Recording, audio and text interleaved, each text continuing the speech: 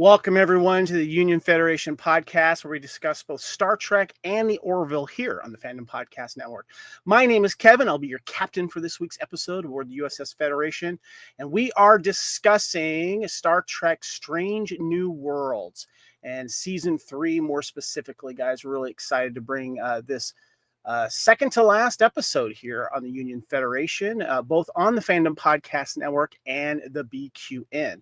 And if you're watching us here on the live on the YouTube channel, thank you very much. Please leave some comments. We'll share those here in the live chat. We appreciate your you joining us. So yeah, join us here on the Fandom Podcast Network. Here, Season 3, Star Trek Strange New Worlds. We are on the 9th episode of 10 episodes here, guys. A lot to talk about, but let's introduce our crew on this Union Federation podcast. And joining us from a quick little retreat here, of course, is our counselor. And she does other stuff like first officer, but also, more importantly, she is the founder of the BQN. Please welcome Miss Amy Nelson. Well, hello, and happy Star Trek Day. I am enjoying a lovely lemonade in my Star Trek Day cup from 2021. That's great. We'll be talking about that shortly. Well done.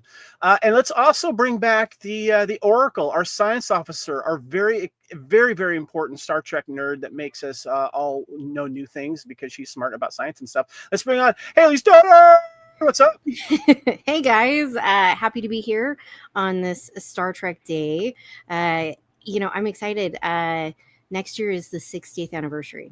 60 years, guys. 60 years. Yeah. It's fantastic. Want to give a shout out to Greg here. He says, I'm really excited to hear tonight's episode. Thank you for joining us, Greg. Appreciate you. Now, I feel like I'm forgetting something here. Oh, yeah. I got to bring in our other host here, my co-founder of the Fandom Podcast Network, and sometimes captain and cleaner of the P Corner. Please welcome Mr. Kyle Wagner. What's up, buddy? Yeah, It is Star Trek Day. It's the penultimate episode of Season 3. I'm here to make friends of my enemies and science the shit out of a lot of things. Oh, I see where you went with that, Kyle. We'll touch on that as well. So, yeah. Well, I want to give you guys a quick heads up of stuff that's been happening here on the Fandom Podcast Network and Union Federation. Please check out our previous episodes. Of course, last year we had a wonderful run where we did every Star Trek Next Generation 2-part episode. We also celebrated the final season of Star Trek Lower Decks. We gave our thoughts on Star Trek Section 31 movie. And we also returned to the Orville and did a 10-episode limited series discussing each of the main cast members, and also the final episode where we discussed a lot of the guest stars from the Orville, and including Star Trek alumni that were part of that series as well. Right now, we are discussing Star Trek Strange New Worlds, Season 3, 10 episodes, and please go back and check out our previous episodes discussing the earlier season here of Season 3. And, of course, last week we had a lot of fun discussing 4.5 Vulcans. Amy, I want to ask you real quick, give me your quick thoughts on 4.5 Vulcans. You know, I absolutely loved it. I just took it at face value. It was fun. So I'm in for it. Nice. Yeah. A lot of fun. And we did tease last week. We'll let you guys know coming up after Star Trek Strange New Worlds, we're going to be doing a limited 12-episode podcast. We're going to be discussing the Star Trek Q Fan Collective. And for those of you that don't know what that is, I have a picture here or video of showing the DVD collection of fan favorite Star Trek Q episodes. So make sure you join us for that limited series coming up, because that's going to be a lot of fun. So, and also too, you're wondering why I may have a little poster over here, Q poster. If you're watching the video, I'll explain that at another time because I'm excited about that. But we are talking about the newest episode, Star Trek Strange New Worlds, Season 3, Episode 9, Terrarium. And this is episode 226 of Union Federation. But we have a little bit of news, guys. I don't know if you know that, and I think we've teased a little bit about it. Let's talk about it. This is Star Trek Day, Haley, Amy, and Kyle. We got to celebrate this. This is Star Trek Day, and one of the things that's kind of important about that is it's a little bit of an anniversary. We're celebrating the 59th anniversary of the day Star Trek first premiered on NBC September 8th, 1966, guys. And as this one poster says here on the YouTube channel, September 8th, 1966, Star Trek premieres, and the world was never the same. No, it wasn't. So, It was not. I want to ask you guys quickly, what is your first memory of Star Trek? Because I am happy to say, unless Kyle's lying, we were not alive in 1966 here. So, Haley, let me start with you. What is your first Star Trek memory, and what was it that sold you as I am a Star Trek fan now? So my first Star Trek memory was, I do remember going to Generations in the movie theater with my dad. And I'm pretty sure at that point we had watched some TNG already. But I don't quite recall. Like, I know I've watched all the episodes, and going back, like the first time I rewatched all of it, I was like, oh, I remember this, but I don't remember it. But I do remember seeing Generations and leaving the theater so confused. It was like the biggest thing for me. And, I didn't really come into my fandom until it was 2013, and it was the first time I had gone to Vegas. I took myself on a trip. I was not going for the convention, y'all. Okay. And as many people who have met me from the convention and know me through that, you'd be like, what? Haley didn't know about the convention and Haley wasn't there for the convention? No, I was there to see Aerosmith. Okay. And I found out, I got like a random email. I don't remember what from. I got a random email about like this Star Trek convention in Vegas. And I was like, well, that sounds cool. Oh, hey, it's the same weekend that I'm going to go see Aerosmith. Maybe I'll go for a day and check this out and see what this is about. And then I was hooked. And that really kind of spawned my resurgence and my deep fandom love for Trek. And because I always enjoyed it, but then it just got even bigger from there. So thank you, everyone, whoever met me at those first couple of conventions, and has really just kind of opened a world for me. It's been great. That's awesome. Amy, what about you? What's your first Star Trek memory, and what first grabbed you? Well, it had to have been around 89, 90. So that would be season 2, season 3. And I was on my TNG, right? TNG, yeah. Yes. I was not around in the 60s. Sorry, not that. And I was on my way to my friend's house, and it was Sunday night, and just go visit before, And Mom's like, "Hey, this show's on, and I think you'd really like it."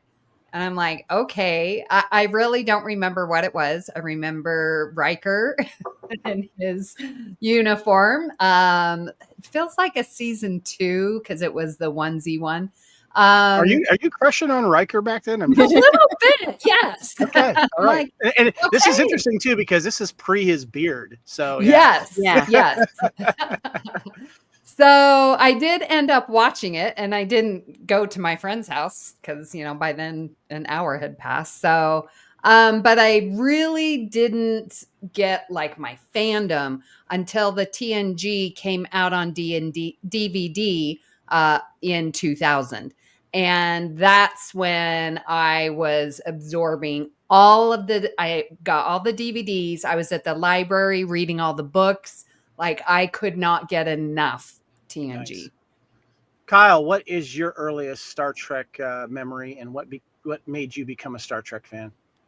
My earliest Star Trek memory, that would be being at home in the middle of winter, watching Star Trek II, The Wrath of Khan on HBO while my dad recorded it on the VCR. So we had it, and just remembering, oh my God, the thing is crawling in its ear. That's really creepy. And then being just emotionally upset over Spock dying. And then my mom making my sister and her friend take me to go see Star Trek 3 when it came out in the theater. But that is my earliest memory of Star Trek. Of course, I remember seeing the ads for TNG before it came out when they were talking about all the new amazing crew. And of course, because it was syndicated, and in Alaska, we had no TV guides because it was always late. So it was literally stumbling across the premiere encounter at Farpoint and going, oh my gosh, Star Trek Next Generation is here. So that is kind of where my Star Trek fandom begins, with Star Trek II, The Wrath of Khan, and just a love for those movies and the show since. Nice. We have a similar memory, Kyle. My first memory, though, is watching my mom watching the original series on reruns. I remember her watching Doctor Who and Star Trek.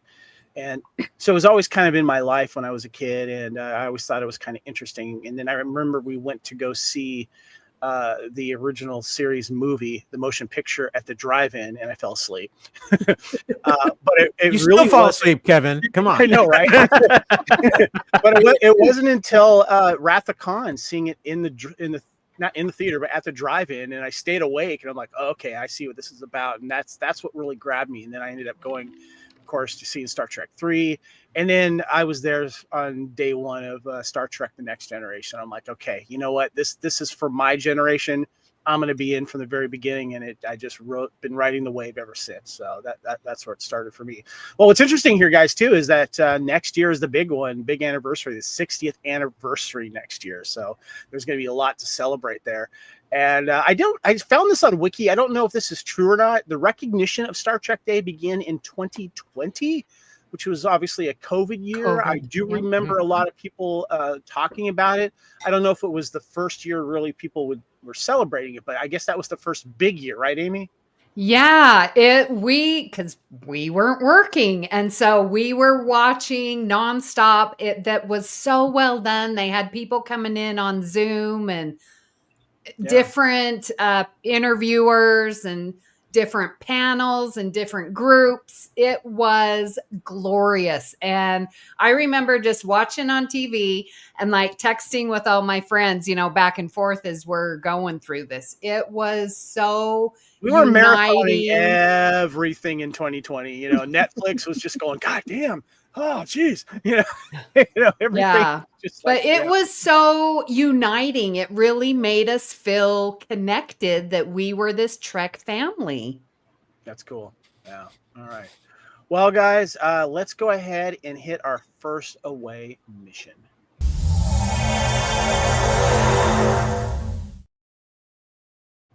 All right. We are discussing Star Trek Season 3 of Strange New Worlds, Episode 9, Terrarium, guys.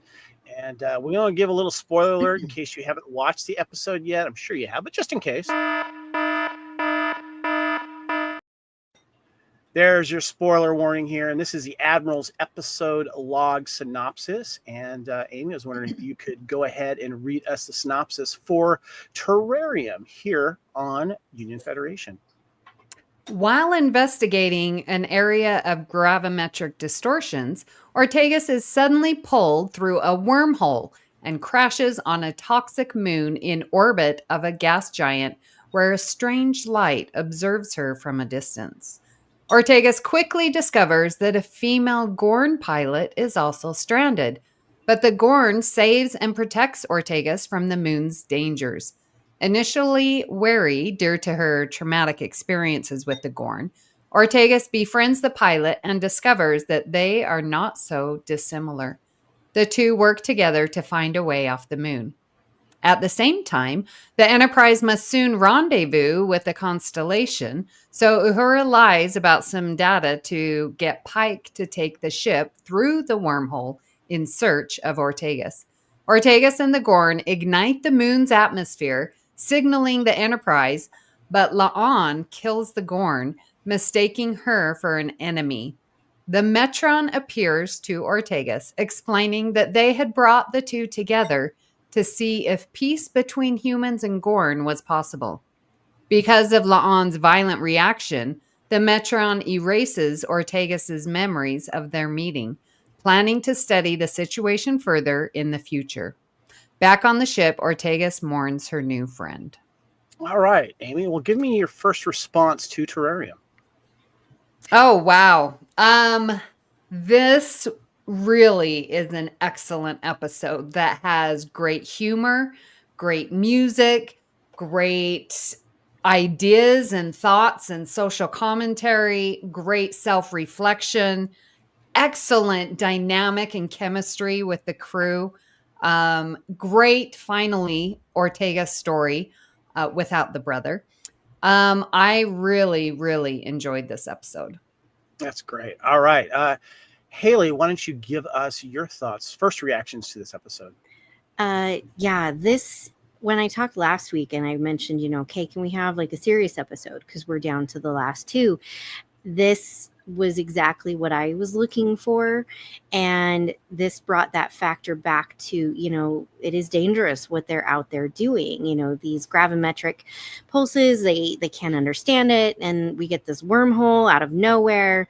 And it really was just this incredibly powerful story of how the enemy of my enemy is my friend, but my enemy and we can come together and we can work together, not only to survive, but to thrive. And just because we're enemies doesn't mean that we always have to be enemies, individually, right? Because we're collectively enemies with the Union and the Gorn Union, right? So we're just I loved it. It was just brilliant. I thought it was absolutely stunning. Visually, it was incredible. Ortegas making water, and it was stunning. Nice. Kyle, give us your thoughts, first reactions of Terrarium. When Strange New Worlds hits the mark, they hit the mark more, I think, than any Star Trek show I've ever seen. And they did it again with this episode. This might be one of the best episodes they've ever done. This episode was powerful. It was emotional. You felt real connections in this episode. And yes, there's a lot of tropes that were done in this episode, but it was so well done and so well executed.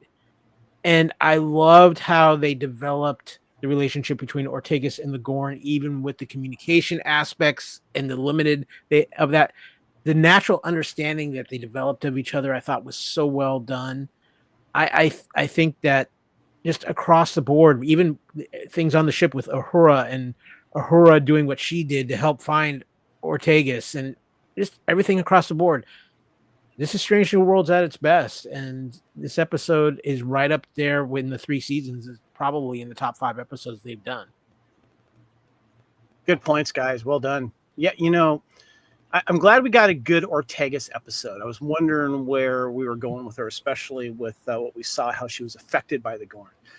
And when you actually make us care about a Gorn and a Gorn's death, you're doing a good job all around. Good writing, good acting, and that's what I really enjoyed about this episode.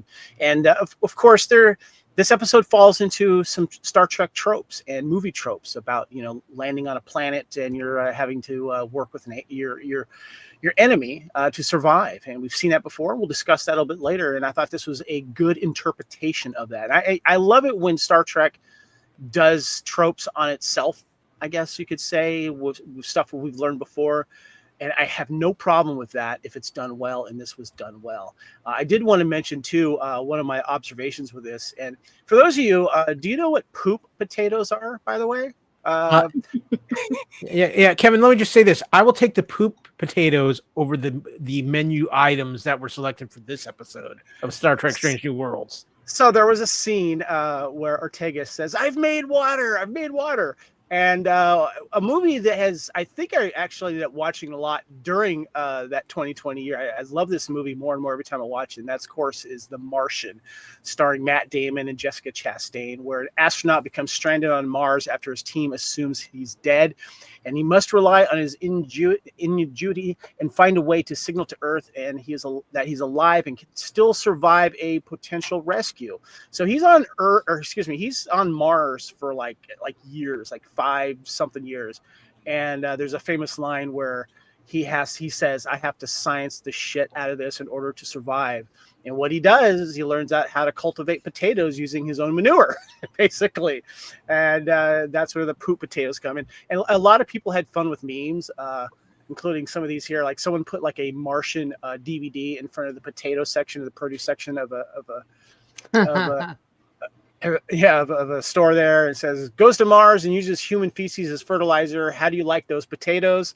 Of course, a reference to Good Will Hunting, is famous. How do you like them apples? And then one of my favorites is people complaining about blizzards. 3-day blizzard, I grew potatoes with my poop for 4 years. So there you go. I thought that was I don't know about you. Did you guys think about The Martian at all while watching this? Oh, yeah, very much so. Yeah. Especially when she was so excited when she made water, and like the tactile stuff of her making that water condenser and like her putting the crystals in to make the communicator stronger and stuff.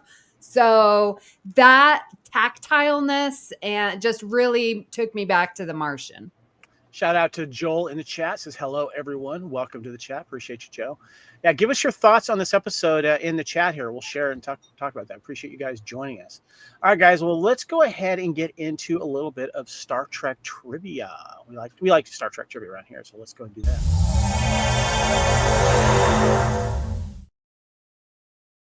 All right. Kyle, why don't you go ahead and hit us with the first Star Trek trivia that we got here. So Captain Decker is the captain of the USS Constellation. This is most likely Matt Decker, who appears in the Doomsday Machine from 1967, in which he is now a Commodore and sacrifices his life to try and stop a world killer machine before it reaches an inhabited planet. The famous Matt Decker. Okay. Go ahead and hit us with the next bit of trivia there, Haley. Also, Constellation and Decker related. So this episode mentions the starship Constellation that needs to rendezvous with them so the medical supplies can be transferred so it can deliver them to another planet. The Constellation was launched in 2245 under the command of Captain Matthew Decker. Oh, poor Decker. The ship completed 3 5-year missions. It's interesting that these are the Constellation class, and they named one the Constellation. It's always the first one in the class. Yeah, but we like Matt Decker, right? I mean, he was off the table a little bit, but he sacrificed himself, if I remember correctly, right? Yeah, but he was kind of a jerk, and then he sacrifices himself. So then you're like, no, poor Matt Decker. All right, Amy, can you hit us with the third one here? If you were paying attention, Erica's got a lot of cool stuff inside her quarters. All right. Well, I did not notice, so I'm excited to read this. In her quarters, Erica has models of various aircraft and starship. Some include the Supermarine Spitfire MKVB, a fighter plane operated by the British Royal Air Force from 1938 to 1955. There is an Avro Lancaster, a heavy bomber in service from 41 to 64. It saw heavy use during World War II by the British Royal Air Force and was also operated by the Canadian Royal Air Force and Australian Royal Air Force, and was capable of carrying the largest bombs used by the RAF. And there is also a Lockheed 10E Electra, the type of plane flown by Amelia Earhart when she disappeared, along with her navigator, Fred Noonan, while attempting to circumnavigate the globe in 1937. I love the fact that that's pretty cool. I love that she's a gearhead, and there's a picture here too. You can see the motorcycle that she was working on in a previous episode. I love that she just got gears and stuff hanging out and doing that. So that was very cool. We also got Joel says, I've been saying everywhere that this is the first Strange New World puppet episode. The season 4 one will be second. Very Skeskis from the Dark Crystal. And I just got to give love to I've got to give love to Joel, because I'm glad to know I wasn't the only one thinking that when I saw the Gorn in this episode. How did I not notice that? Skeksis from the Dark Crystal. I love that movie. Well done, Joel. Yeah, that's a good call out there. So yeah. All right, next we got one more here, and this is I thought this was fun. At the beginning of the episode, Uhura reports to Captain Pike that Ortega says she is 5 by 5 during the start of her mission. This is a saying that was notable used by the character Faith in Buffy the Vampire Slayer TV series that premiered in 1997 to mean that she's doing well. This is not the first time the writers have added Easter eggs from Buffy the Vampire Slayer during the musical episode in season 2. They make numerous references to Buffy's musical episode as well. This is not the first time the writers have added Easter eggs from Buffy during the music during the seasons. So there's an addendum to this as well, because this is what I thought of as well, is it's highly unlikely that it was intended as a Buffy Easter egg. 5 by 5 is a phrase that originated from the military due to radio communication in the early 20th century. It was used as a 1 to 5 rating scale to transmission clarity and strength, and 5 being the highest quality. Also, 5 by 5 means perfectly clear and strong signal. 5 by 5 came into general use by pilots as using a way of saying loud and clear or all is well. Erica is a pilot, which is why Uhura used the phrase. although the phrase did become more widely known because of its use in movies, TV series, video games, and more specifically, one of my favorite movies from Aliens from 1986, where the female pilot Harrow says 5 by 5 and has been quoted many, many years. Right, Kyle? Kevin, I just want to say that, Kay, you read that very well. If you were 5 by 5, you can go back to stabbing vampires now. Yeah. There you go. All right, guys, let's go ahead and get into the first away mission.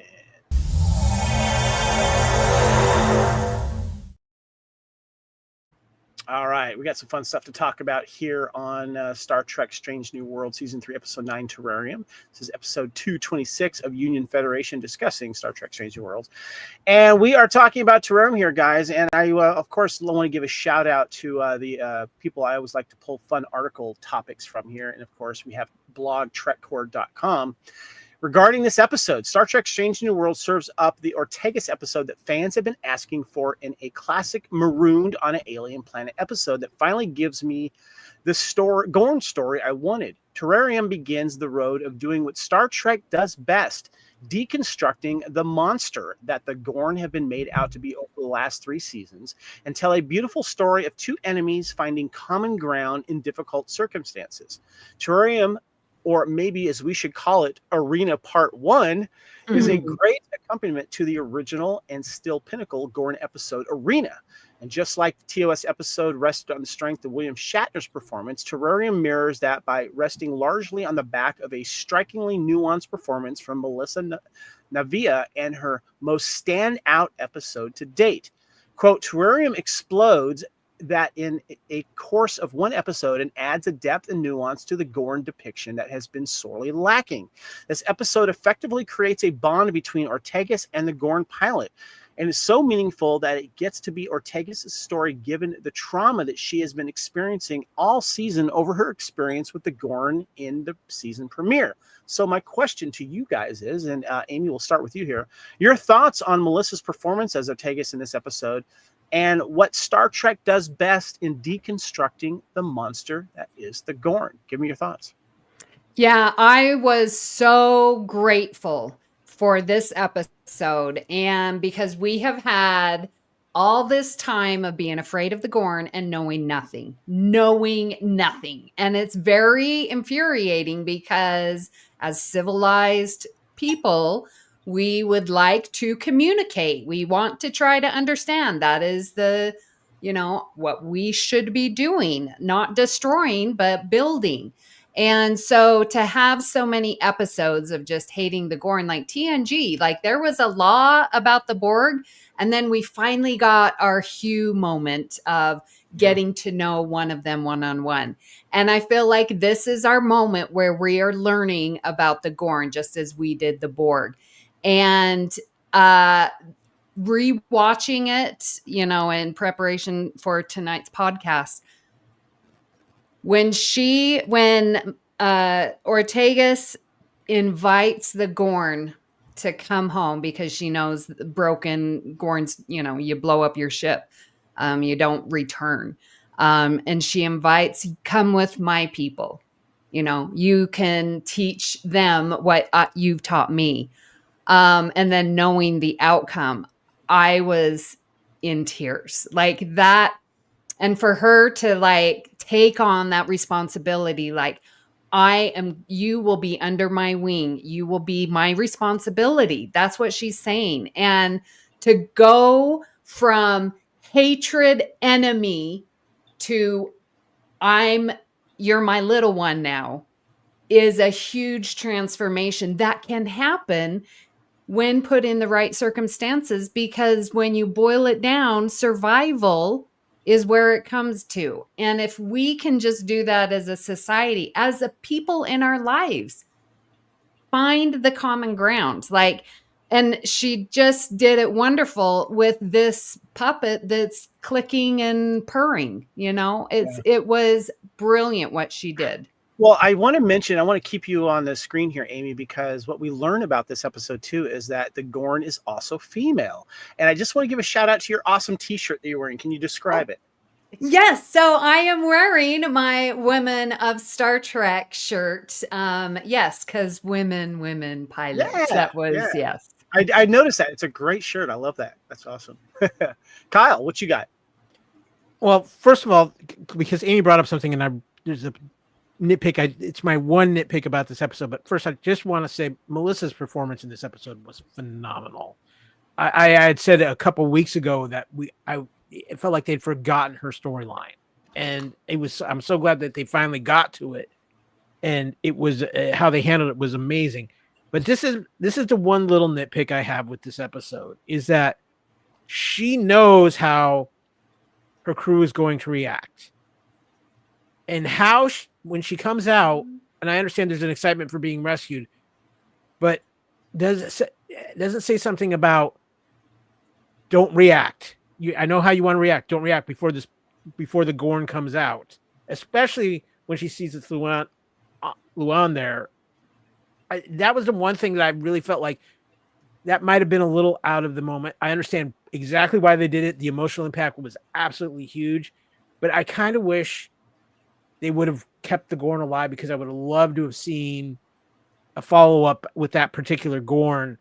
Just because we have one Gorn that we get along with doesn't mean the rest are going to be the same or different. And I would have found that very interesting, because I think there was a lot of things that have happened in this season with other characters that having a Gorn that they can relate to might have been very interesting to find out what's going on with some of these other characters as well. But I just felt that was the one missed thing there was because she knew, and she would have been like, don't react, just hear me out. But again, Hold on, clarify. Are you saying that she should have said that to La'an, or she should have said that to whoever had come down and rescued her before they came down? Gotcha. Before they. Yeah. Well, she didn't know they were coming down. The planet was on fire. She was in the little protective thing.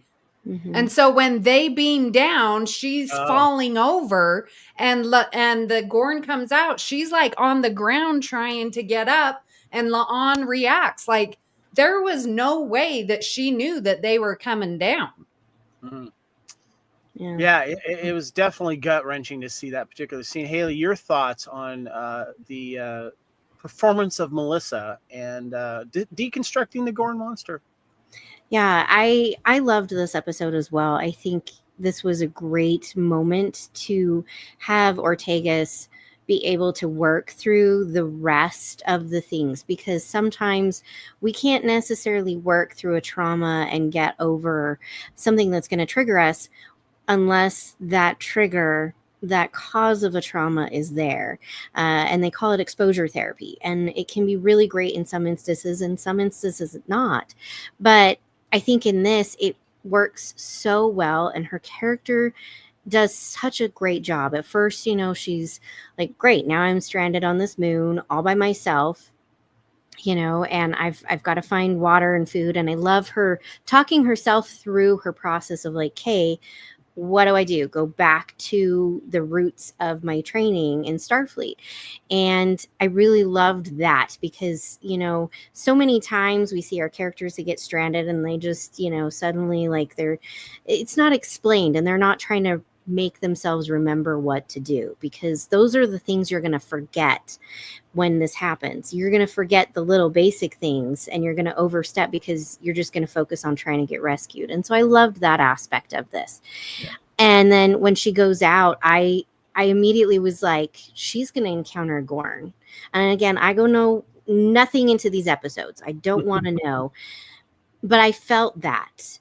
And it was so incredible, because she's terrified, right? It brings everything back for her. And it's that re-triggering that trauma. And then, she thinks the Gorn's going to hurt her, but the Gorn just uses her to get like a bug to come out. And I thought it was so incredibly powerful that the Gorn didn't attack her, right? And I know it's injured, but immediately didn't resort to that. And that right there was, I think, the most powerful moment of the episode. Melissa's still scared. Ortegas is scared. She is terrified. She thinks this Gorn is going to kill her, and the Gorn doesn't. And that was just brilliant. Absolutely brilliant. And so I love when we can go in and we can realize things about something that we don't know about, that we can't communicate with, that we don't fully understand. And our perceptions are just completely wrong. And oddly, today, I didn't even think about this. I'm wearing my Darmok Jalad shirt. There you go. Yeah. So, We'll touch you on know? that a little bit later. Yeah. But I like that. Yeah. Very cool. So, well said, guys. I couldn't have said any better. Definitely a wonderful performance by Melissa there. So let's go ahead. This goes right into our next mission report here, and that, of course, is what happens when Lon shows up. And the article continues, says that when the Enterprise team beams, when the Enterprise away team beams down, okay, mistakenly kills the Gorn. It's an absolute heartbreaking moment that on the episode that earns that it does the work to build a relationship between Ortegas and the Gorn, to have them succeed in surviving, only to have the happy moment end and snatched away. It's a very effective moment in showing that this was a small step forward, but not an immediate fix for all the deep distrust between the Federation and the Gorn. But the first step on the road is to peace and not seeing each other as monsters. And this episode and its follow-up, Arena, show that path. The article writer goes on to say that I think this episode would have benefited from one scene between Ortegas and La'an, played by Christina Chong, after the Gorn pilot is killed. We get to see a little of Ortegas processing what happened, but I think more of an interaction between the two characters with the most Gorn baggage, particularly given Ortega's turn in this episode towards developing a friendship with the Gorn, would have been to the episode's benefit. As it stands, La'an beams down, kills the Gorn, and leaves. I would have liked to have known how she felt about learning that this was the Gorn that was not the monster she's been traumatized to thinking as them. So I want to ask you guys, should there have been a moment between Ortegas and La'an fleshing out what happened when the Gorn was killed by La'an, and this gut-wrenching performances by Ortegas that she was dealing with?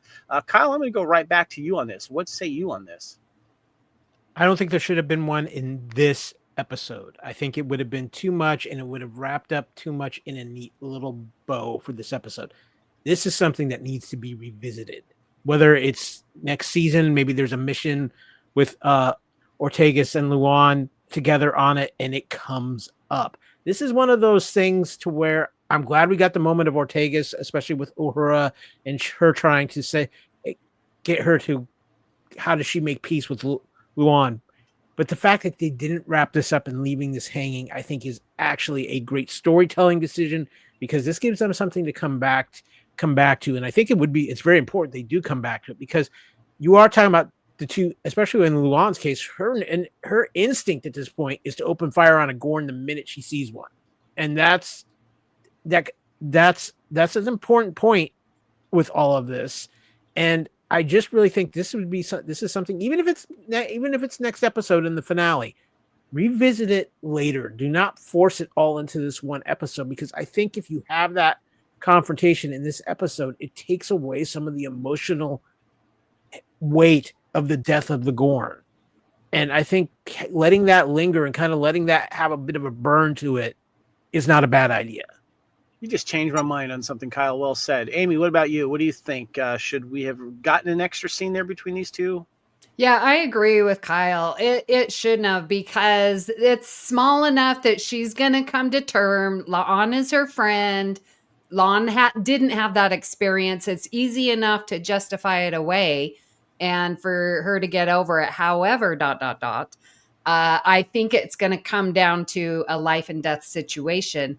And she's going to remember this time where La'an killed a Gorn, killed my friend. If she can do that to my friend, she could do it to another person and put in this scenario, and it's going to come up. And she might have doubts. There might be hesitation. She may have to address it then. And again, I agree with you, Kyle. It's a great storytelling. I think it's easy enough to figure, okay, she's, thought about it and figured it out. So good call. All right. Haley, what about you? What do you think? Yeah. I, in my head, was saying, okay, they've addressed it off screen, right? It's one of those things where we don't see all the interactions. We don't see all the nuanced details that happen. So much happens in our own heads of like, oh, maybe they did it then or whatever. But I do agree that it shouldn't have been addressed. And it is something that will come up later, and it did leave it very powerful. You felt so sad because at the same time, we're all still terrified of the Gorn, right? We don't know their motives, their reasons of why, they do what they do. And that relationship could have been affected and made a lot of change between the Federation and the Gorn as a group. So I think it's perfect the way it was. And, if they come to it, they come to it. And I don't care if it's in the next episode because it doesn't need to be. It can come at a later moment. Mm-hmm. And just one of those quiet moments when, they're just sitting there in the bar and, it just comes up in conversation, because those are the moments usually when it does, because you're more relaxed. You're less inhibited, so you can say the things that maybe in other times you just aren't sure you should say. Well said. All right, you guys have changed my mind. I thought we needed an extra scene there, but no, you guys made a lot more sense than I did. Let's drag this out for dramatic reasons, and you're right. Let's do that. I like that. Well done. Okay, guys. So the next mission report here, I want to give a shout out to Lacey Bauer of Den and Geek. She always does some good reporting here, and I had to kind of look elsewhere to try to find information about the next topic here, guys. And I wanted to bring that to the table. And of course, that is the Metrons. Yeah, let's talk about that real quick. So it turns out that the Metrons, the dramatically dressed beings who will later appear in the original series episode, The Arena, where Kirk infamously fought a Gorn, trial by combat style, are the source of the strange flashing lights seen throughout the episode. They engineer the arrival of both pilots in the name of an experiment to determine whether these two barbaric races like humans and Gorns should coexist in peace. Ortegas, it would seem, passed their test, but La'an did not. Though her immediate decision to choose violence is something that the Hour doesn't really address directly. Uhura claims she was protecting Ortegas, and that's where the episode leaves it. But we don't see La'an's reaction to any of this for good or ill. All told, it's kind of a downer of an ending, particularly since when the Metron erases Ortega's memory of meeting them, and Erica's stuck in this complicated emotional space where she's lost one friend at the hands of another. So I want to ask you guys about the Metrons here. I gotta tell you, I did kind of roll my eyes a little bit, and I know someone here that knows a little bit about that. So my question to you guys is your thoughts on the Metron revealing themselves at the end and the parallel to the Kirk's experience in the Arena. Haley, I got to go to you on this. You're our TOS expert here. What say you? Okay.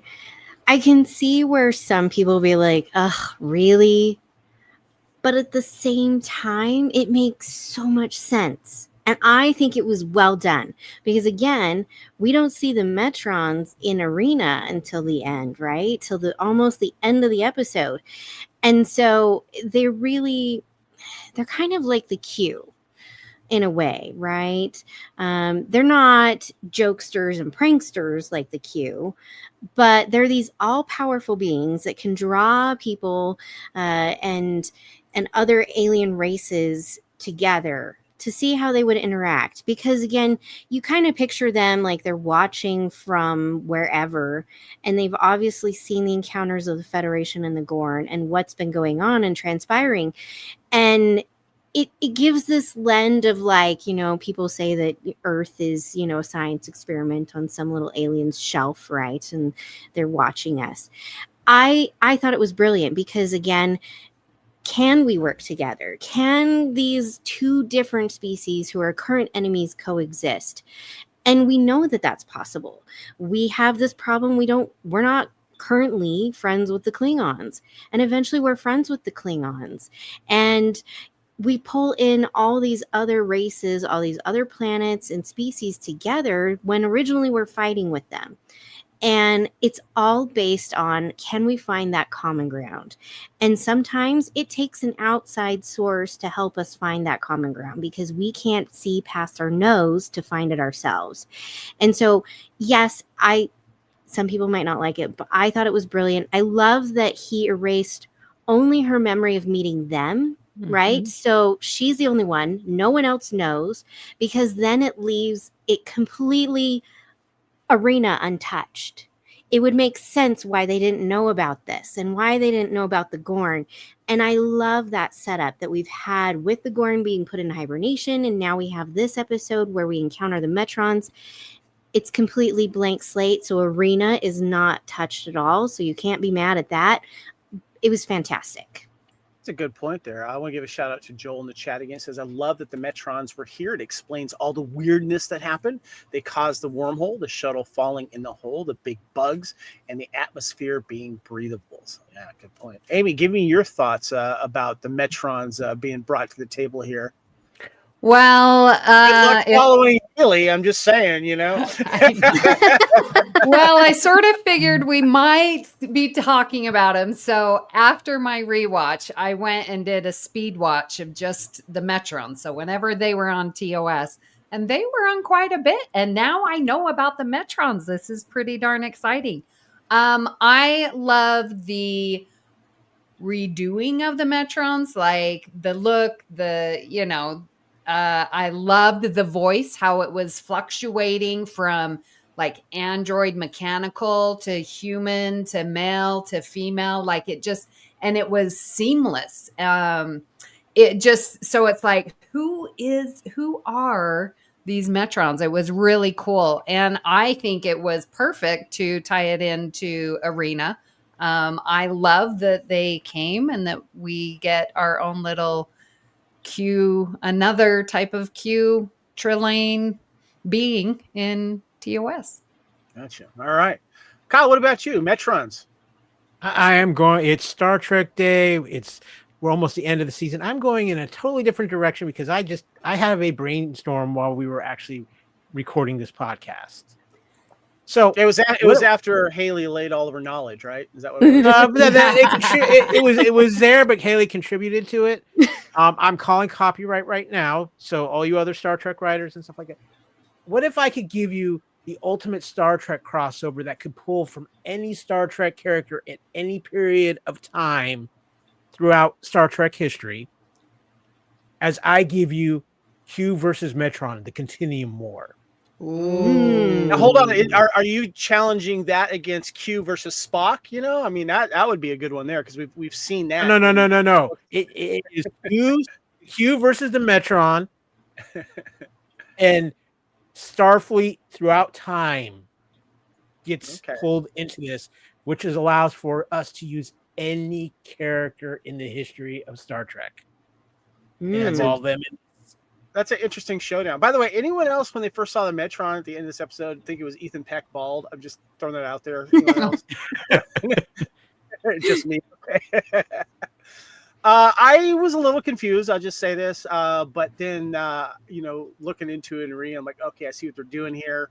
Why the Metrons playing judges here? Kind of questions that went up, but and Haley, you made a great point about it doesn't touch the original Arena, which is nice. They did a very clever with writing what they did and removing memories here and there and stuff like that. So I think that they should go.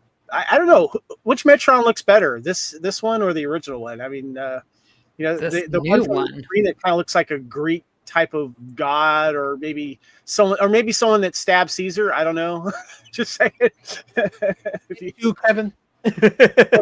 I like the toga of the new one better. Yeah. But I mean, if you look at it this way, the Q Trillane, they again pranksters. They love playing jokes and tricking people and manipulation. The Metrons, it's not so much that. It's kind of this, like, if you're all powerful, if you can pull things and create things like a wormhole and gravitational waves out of nowhere, if you can do all of this, you have to be bored.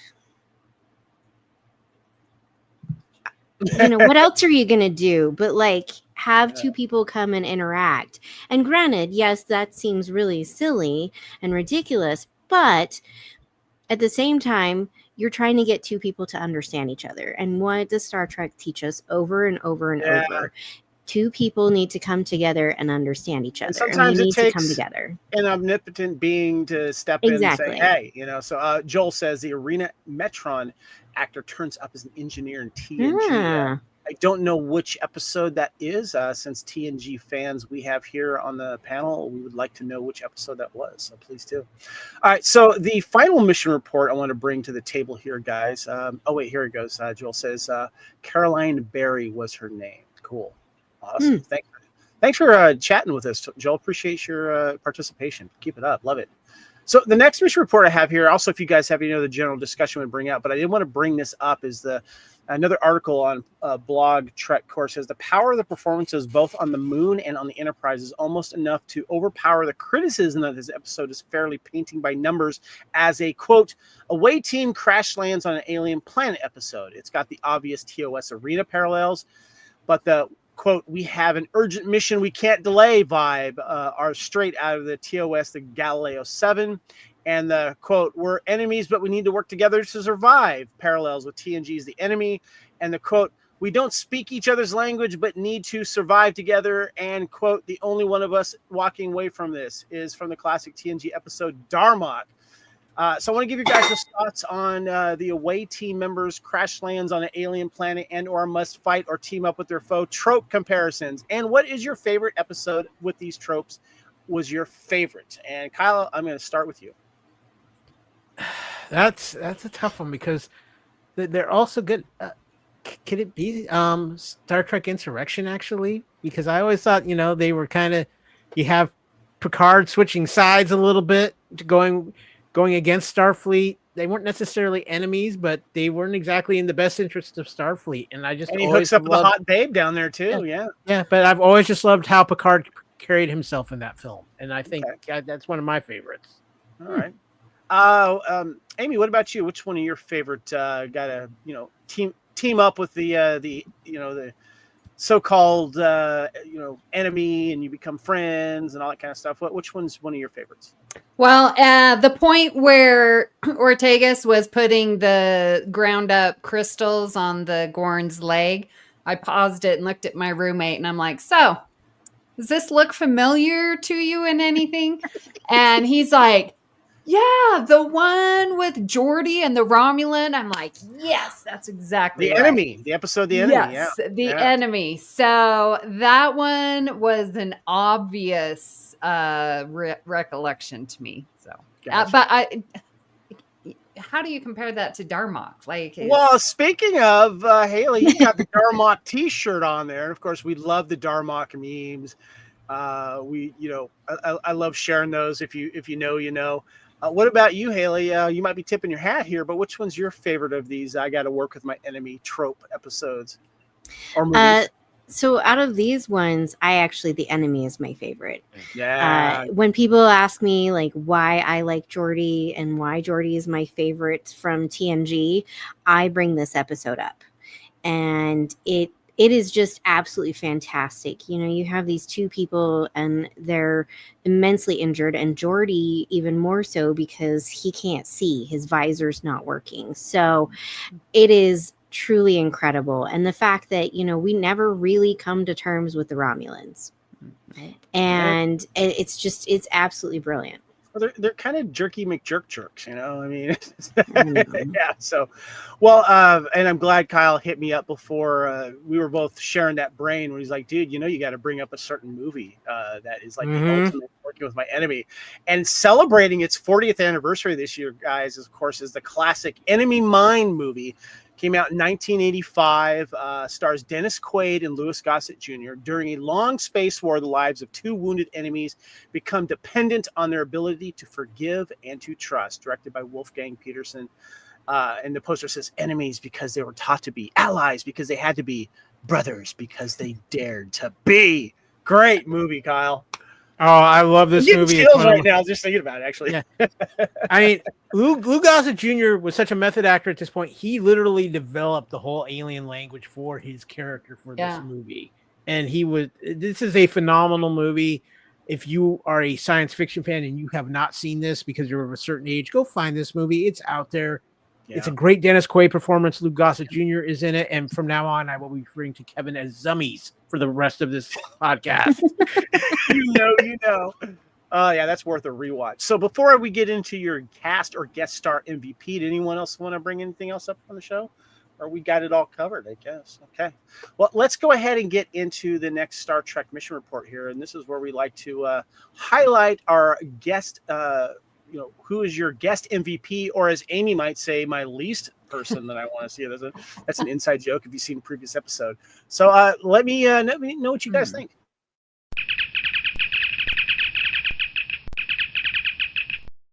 So, who is your episode cast or guest star MVP? Kyle, you want to go first. What you got, buddy?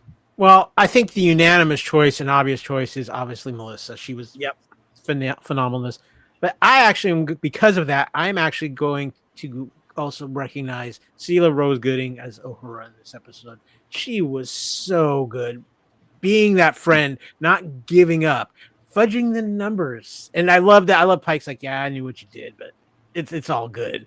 But no, she was just phenomenal. And I think that final scene when she's talking with Ortegas about what happened with the Gorn and Luan, her feelings towards Luan and what she tried to explain to her, I think that was just as powerful as if you would have had a scene between Ortegas and Luan. And I think she's been on a roll the last few episodes. And she's killing it right now as Uhura. It's a good call. Amy, who is your episode MVP? Well, Kyle took mine because I felt he was going to take Melissa. So I'll flip that. I will take Melissa.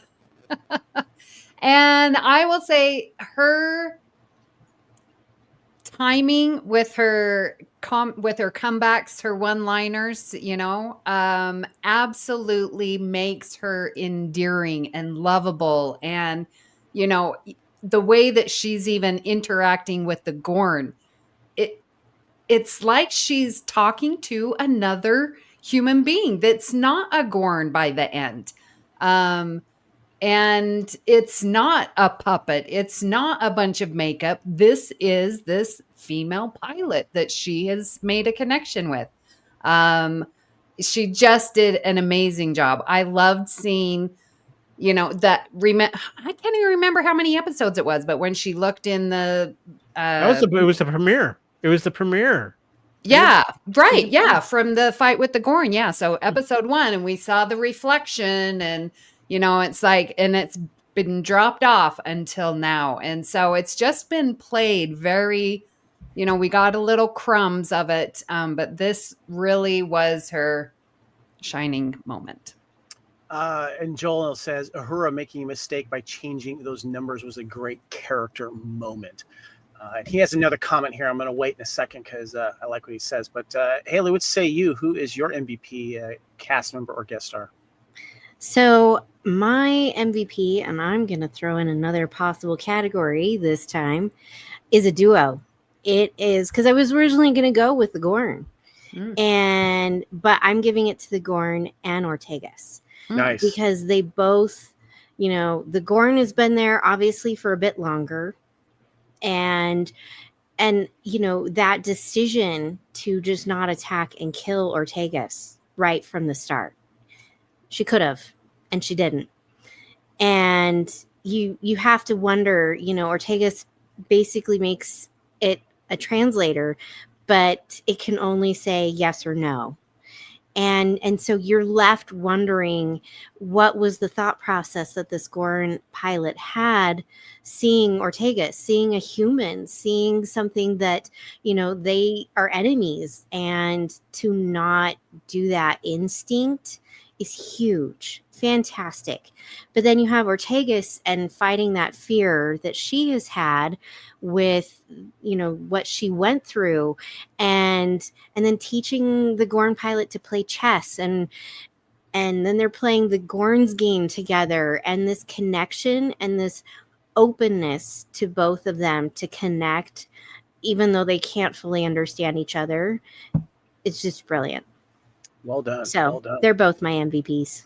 Well, first of all, Kyle, I just want to let you know that Warren in the chat is challenging you and I for sharing a brain. He's sharing my brain here. He gave a shout out to Warren Shearer was the Gorn get up made me care. And by the way, Badger also says in the chat, the episode reminded me of the movie Enemy Mine. Thanks for joining the chat, Badger. Appreciate that. We just mentioned that, and we love that movie, celebrating its 40th anniversary. But I want to give a shout out to Warren Shearer here, guys. This is my MVP. He's age 34. He's an actor and stuntman who played 4 characters, including Gorns in Star Trek Discovery and Star Trek Strange New Worlds. Scherer, who stands 6'7" tall, performed stunts in a large number of film and television projects. His credits include Warm Bodies from 2013, White House Down in 2013, Riddick 2013, X-Men Days of Future Past 2014, X-Men Apocalypse Now, and XXX Return of Xander Cage 2017, and Dark Phoenix in 2019. You can see he's doing some superhero movies there. He can also be seen in episodes of series such as The Boys, Killjoys, Titans, Private Eye, Superman and Lois, The Umbrella Academy, The Last of Us, and Arnold Schwarzenegger's Fubar. I thought he did a really good job of just motions in general. It's hard to do puppet acting or hiding behind a mask and showing the emotion in the way that he was doing. So I want to give a shout out to Shearer, and Joel. Thank you for bringing that up as well, guys. So yeah, I can't imagine how tight his legs had to have been, because if he's 6'7" and he was standing just barely taller than Ortegas in that, that is insane. Badger says, I want Gorn on my resume. I love that. Thank you for joining the chat, Badger. Appreciate that. Guys, let's go ahead and wrap things up here. This has been a great episode of the Star Trek Union Federation, episode 226, discussing Strange New Worlds, season 3, episode 9, Terrarium.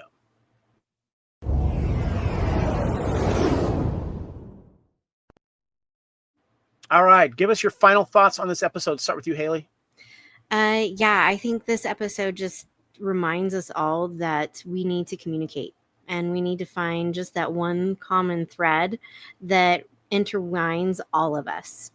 And, sometimes it might just be survival, and it doesn't matter, but you need to find that common thread. Well said. And Haley, how can we find you, or if people want to reach out to you?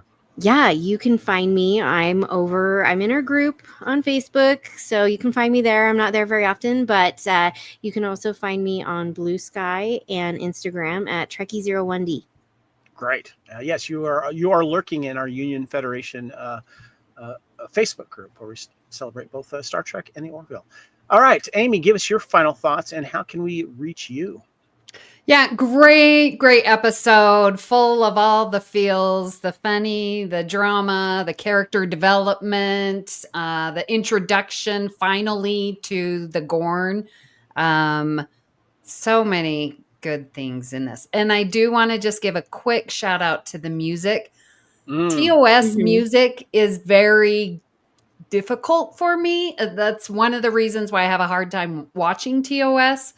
But in this episode specifically, I was remembering and rewatching, and just when she saw the Gorn through the spyglass, and it was like, oh my gosh, this is the Gorn. That music was so suspenseful, but beautiful. And it wasn't corny and irritating and annoying, but it still felt like TOS. They redid. So shout out to the music. Yeah. And you can find me over on BQN.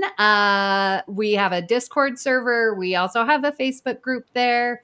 So I am also hosting All Good Things, which is another podcast about Star Trek, where we talk about the different tropes and talk about the episodes from the different series, like say Stranded on a Planet trope. We talk about that. And we will be starting our YouTube show, The View Screen, on October 5th. So put that in your calendars. Awesome. Looking forward to that. Kyle, your final thoughts on this episode, and also, where can we find you, sir? Well, I appreciate that, Summies. Every once in a while, at least once a year, especially franchises like Star Trek, put out an episode that you wish you could just submit on its own for reward season and things like that. Both Melissa Navi and this episode should get that kind of recognition. This episode was absolutely phenomenal. I've talked to some people outside of Union Federation and stuff, and there's been a little bit of mixed bag, I think, about this season of Strange New Worlds. I think some people have felt they've gone a little bit too many fun episodes considering how short their season is. And I can understand that argument. But as I said earlier, when Strange New Worlds hits it, they don't only hit it out of the park, they hit it into the next cosmos. And they did that with this episode. This episode is powerful. It's fun. It's incredibly well acted. It's got such a powerful message in it. This is Strange New Worlds at its best. And this is why Strange New Worlds, in my opinion, is the best show. And it isn't even close as far as this modern version of Trek. As much as I love Lower Decks and have fun with Lower Decks, this show just continues to nail it. And they're not afraid to take chances. They're not always 100%, but when they hit it, it's absolutely amazing. And this was an absolutely amazing episode of not only Star Trek, but of television this year. I truly believe that. And so kudos to everybody involved. And Kevin, too, I just want to make sure you remind everybody, we have a little wormhole ourselves for the next episode of Union Federation. And also that you can find me all over the Fandom Podcast Network. And you can find me on Twitter at AKyleW, on Blue Sky at AKyleW, and on Instagram at Threads at AKyleFandom. All right, well said. Badger says this episode would work with any of the Star Trek series, and this kind of story was made for Star Trek. Loved it. Agree with you. And Joel also says a really good use of the AR wall. Oh, yeah. Mhm. Yeah. Yeah, definitely. I when I saw where this episode was going, I was just like, okay, are they gonna translate well with being stuck, away with your one crew member and an alien? And like, I really liked how it went. I thought Melissa was wonderful in this, and I love that we're getting to learn more about her. And I thought this was a wonderful callback. Of course, I love how the article said this was like Arena Part 1.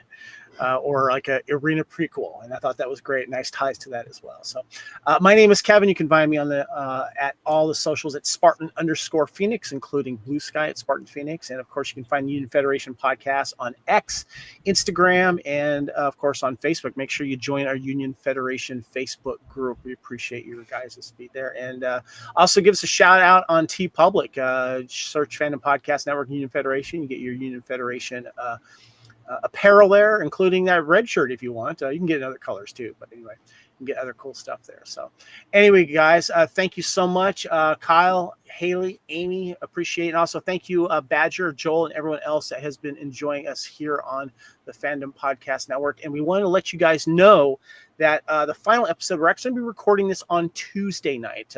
We got things going on Monday night. So next Tuesday, join us for the season 3 finale of Star Trek Strange New Worlds live at 9 p.m. Eastern and 6 p.m. Pacific. So thank you guys for that. Guys, thank you very much. Thank you everyone in the chat. We'll see you next week. And as I always like to say, of course, here, live long and prosper. And without a doubt, we are the weirdest starship in the fleet. So thank you guys. We will see you next week.